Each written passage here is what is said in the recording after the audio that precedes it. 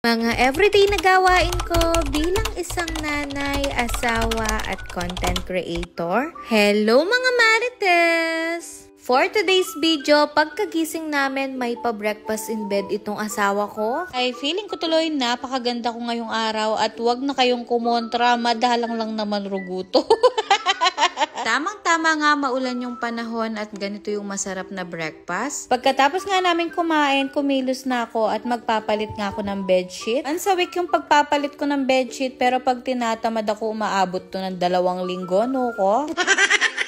Pero dahil nga maulan ng panahon ngayon, kailangan lagi tayong magpalit ng bedsheet para hindi mamaho. Habang ang binabacuum ko tong kama, nagpatulong ako sa asawa ko na palitan yung mga punda ng mga unan namin. May mga nagko-comment at nagtatanong kung bakit daw napakalaki ng bed namin at saan ba daw namin to binili. Nung mga panahong nag-uumpisa pa lang kami ng asawa ko, wala talaga kaming bed frame at sa lapag lang kami natutulog at naglalatag lang kami ng foam. Matagal naming pinangarap at pinag-ipunang mag-asawa tong kama naming to. Pag bumibili kasi kami ng gamit sa bahay ng asawa ko, kailangan yung gustong-gusto namin kaya pinag-iipunan namin ito. Isang beses lang kasi kami bibili ng gamit kaya hindi namin minamadali at pinag-iipunan muna talaga namin. Itong kama naming to, oversized to at pinasadya namin at kami yung nag-design. Yung headboard dapat talaga nito ay sasakupin yung lapad ng buong kwarto namin. Kaso nga lang sinuggest ng gumagawa na baka mabigat at hindi tumibay yung pundasyon. Kaya pinagpantay-pantay na lang yung buong size ng bed frame. Buti na nga lang sinuggest nila yon dahil pagdating nitong bed frame namin, nabigla kami dahil napakalaki na pala nito. Medyo malaki rin kasi tong kwarto namin kaya malaki yung pinagawa naming bed frame. Kung bet nyo rin tong bed frame namin, ilalagay ko na lang po sa comment section kung saan namin pinagawa. Pagkatapos ko nga maglinis sa kwarto, naglinis na rin ako dito sa sala namin. Alam nyo, sa totoo lang, dati talaga hindi ako mahilig maglinis sa bahay. Sanay kasi akong laging nandyan yung nanay ko at buhay prinsesa kami sa kanya. Kaya pagdating talaga sa paglilinis ng bahay, hindi mo talaga ako maaasahan at buti na lang talaga hindi nagrereklamo yung asawa ko. Pero ngayon, kahit papano naman sinusumpungan ako ng sipag at naglilinis naman ako kahit papano rugo.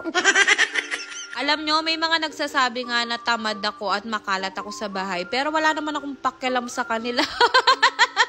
Bahay naman namin to, maglinis man kami or hindi, problema na namin yon. Pero sa totoo lang, totoo naman, natamad talaga ako sa bahay, lalo na noong mga panahong nagdenegosyo at nagtitinda pa kaming mag-asawa. Sa sobrang busy namin sa pagtitinda, nasasagad kami sa pagod at wala na rin kaming oras para maglinis. Pero ngayon, kahit papano naman, nagtutulungan kami mag-asawa dito sa bahay namin. Alam nyo, sobrang thankful din ako sa asawa ko dahil napaka-understanding niya at hindi niya ako pinipressure sa mga ganyang bagay. Kaya kahit paano naman natututunan ko yung mga bagay-bagay at nagkukusa din naman ako. Malaking tulong din talaga sa relasyon ng mag-asawa yung nagsusuportahan kayo at iniintindi niya yung bawat isa. Tsaka laging pinaparamdam sa akin ng asawa ko na mas importante yung nararamdaman ko kesa sa sasabihin ng ibang tao. Ay wow, ang haba naman ng hair mo, Marites.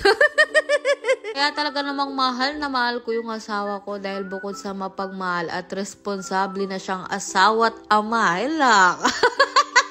magtigil ka na, Marites. Sumusobra na yung kaharutan mo, nuko.